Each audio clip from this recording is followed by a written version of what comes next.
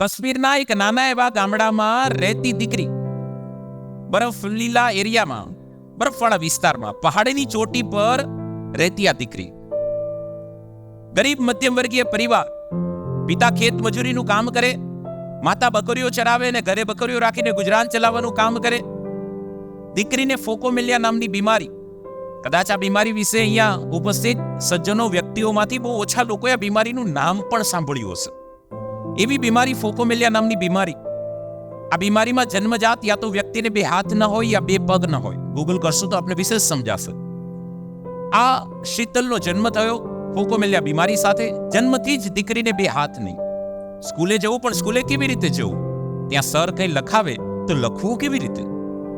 પરંતુ આ દીકરીએ જોયું કે મારી આજુબાજુના મારી જેવડા બધા વિદ્યાર્થીઓ સ્કૂલે જાય છે, તો હું પણ સ્કૂલે જાઉં. પહેલેથી એક લડવાનો સ્વભાવ. ઈશ્વરે મને જે ચેલેન્જ આપી છે એ ચેલેન્જની સામે મારે ફાઇટ કરવી છે. ઈશ્વરને જે મંજૂર હતું એને કર્યું, પણ જીવન મારે જે મંજૂર છે ને એ મારે જીવવું છે. દીકરી સ્કૂલે જવાની શરૂઆત કરી. બધા હાથેથી લખે, રાઈટી હોય જમણા હાથે લખે, લેફ્ટી હોય ડાબા હાથે લખે, પણ શીતલ એકબીજાની સામું જુએ. લખવું તો લખવું કે બે હાથ જ નથી. અને દીકરીએ પગેથી લખવાની પ્રેક્ટિસની શરૂઆત કરી. અને એ પણ હાથેથી દીકરો લખે એની પહેલા પગેથી પૂરું થઈ જાય એટલી ઝડપથી દીકરીએ લખવાની પ્રેક્ટિસ કરી. મારે વાત કરતા 1 મિનિટ નથી થઈ, એના માટે ઘણા વર્ષોનો અથાગ પરિશ્રમ થયો છે દીકરા. આ શીતલ અહીંયા કદાચ અટકી જાત તો આજે હું શીતલનું ઉદાહરણ તમારી સમક્ષ ન મૂકત. આ શીતલે નક્કી કર્યું કે માત્ર અહીંથી જીવનની શરૂઆત થાય છે, આ જીવનનો અંતિમ લક્ષ્ય નથી. આર્મી મેનોની ટ્રેનિંગ બર્ફીલા એરિયામાં થતી હોય એટલે કાશ્મીરની પહાડની ચોટી પરથી ઘણીવાર શીતલ રમતા રમતા રમતા રમતા જુએ કે આર્મી વાળાની ટ્રેનિંગ થાય છે. અને આર્મી મેનને તો બધી અલગ અલગ પ્રકારની ટ્રેનિંગ આપવામાં આવે. એમાં એક ટ્રેનિંગ તીરંદાજીની આપવામાં આવે. અર્જુનની જેમ ધનુર્ધારી તીરંદાજીની પ્રેક્ટિસ કરાવતા કરાવતા આર્મી કેમ્પ ઉપર એની નજર ગઈ.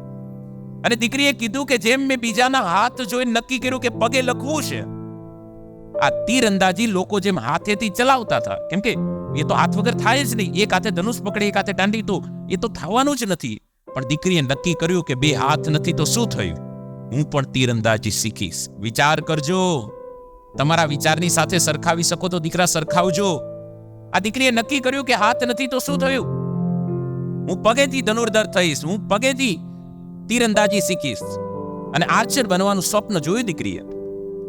ખૂબ પ્રેક્ટિસ કરી, પરિશ્રમ કર્યો. તમને ફોટોમાં થોડું દેખાય છે. શોલ્ડર પર અહીંયા ચેસ્ટ પર એક બેલ્ટ બાંધે અને બેલ્ટમાં આવી રીતે આખી બોડીની મૂવમેન્ટ કરે અને આખું બોડી ખેંચે અને પગેથી એ ધનુષ અને તીરંદાજી શીખે, પ્રેક્ટિસ કરે. તમે વિચાર તો કરજો, પગેથી આખું ચલાવવું એટલે બહુ મોટી વાત થઈ યાર.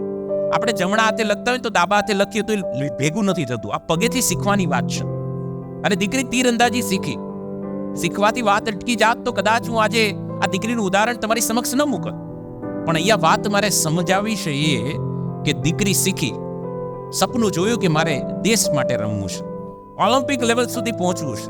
પણ ઓલિમ્પિકની પહેલા એશિયન ગેમ્સ આવે ને એશિયન ગેમ્સની અંદર દીકરા અને દીકરીઓ જતા હોય છે. વર્ષ 2022ની ચાઇનાની એશિયન ગેમ્સ ફિઝિકલ હેન્ડીકેપશીપ દીકરા અને દીકરીઓની માટે એશિયન પેરા ગેમ્સ રમાતી હોય છે. વર્ષ 2022 ચાઇનાની અંદર એશિયન પેરા ગેમ્સ જે રમાય વર્ષ 2023 ઓક્ટોબર મહિનામાં 3 મહિના પહેલા આ દીકરી ચાઇના એશિયન પેરા ગેમ્સમાં પેરા આર્ચર તરીકે ગઈ. ઇતિહાસ ગવાશે, કદાચ પેપર પર નજર કરશો તો તમને 3 મહિના પહેલાની વાત તાજી થશે. આ દીકરી વિશ્વની પ્રથમ દીકરી એવી બની, હાથ વગરની દીકરી, આર્મલેસ ગર્લ, હાથ વગરની દીકરી આર્ચરની અંદર 2 ગોલ્ડ અને 1 સિલ્વર મેડલ ભારત માટે પ્રાપ્ત કરીને આવ્યા શીતલ દેવી. જેવા સમાચાર આદરણીય વડાપ્રધાન સાહેબ શ્રી મોદી સાહેબને મળ્યા, મોદી સાહેબે કીધું, કેમ કે ચાઇના હતા બધા, એટલે મોદી સાહેબે કીધું કે દીકરી જેવી ઇન્ડિયા આવે એટલે સૌથી પહેલા મને ઇન્ફોર્મ કરજો, હું દીકરીને મળવા માંગુ છું પર્સનલી. દીકરી ઇન્ડિયા આવી, મોદી સાહેબ દીકરીને પર્સનલી મળ્યા અને મોદી સાહેબના શબ્દો હતા, શીતલ, તારા જેવી દીકરીઓથી આ મોદીને પ્રેરણા મળે છે. વિચાર તો કરો, દેશના વડાપ્રધાન આ શીતલ 16-17 વર્ષની દીકરીને એવું કહે કે શીતલ, તારા જેવી દીકરીઓથી મને પ્રેરણા પ્રાપ્ત થાય છે. અને માત્ર અહીંયા જ વાત નથી અટકી, આ દીકરી માટે મોદી સાહેબે ટ્વીટ કર્યું. તમે જોઈ શકો છો, એક મોદી સાહેબે ટ્વીટ કરેલું છે અને બાજુમાં એક ટ્વીટ છે. મેં એમનું પ્રૂફ સાથે, ફોટો સાથે મેં તમને વાત કરવા માટે મૂક્યું છે. આનંદ મહિન્દ્રાએ ટ્વીટ કરેલું છે.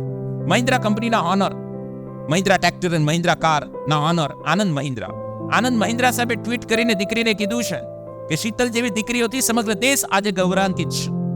શીતલ, મહિન્દ્રાની જેટલી પણ કારની રેન્જ છે એમાં તને જે કાર ગમે તે કાર, જે કલર ગમે તે કલર, અને અંદર તારે જેવું ઇન્ટિરિયર કરાવવું હોય તેવું ઇન્ટિરિયર, મહિન્દ્રાને ખાલી કહી દેજે, તારા ઘરે ગાડી પહોંચી જશે. આનંદ મહિન્દ્રાએ કીધું. વિચાર તો કરો સર, એક વિચાર બદલવાથી જીવન કયા લેવલ સુધી બદલાઈ જાય. હું અહીંયા વાત કરું છું, હાથ નથી ને આ લેવલની સિદ્ધિ એમણે પ્રાપ્ત કરી છે. ઈશ્વરે ઘણીવાર આપણને બધું આપી દીધું ને, એ કદાચ ભૂલ કરી એવું ઉપરવાળાને લાગતું હશે.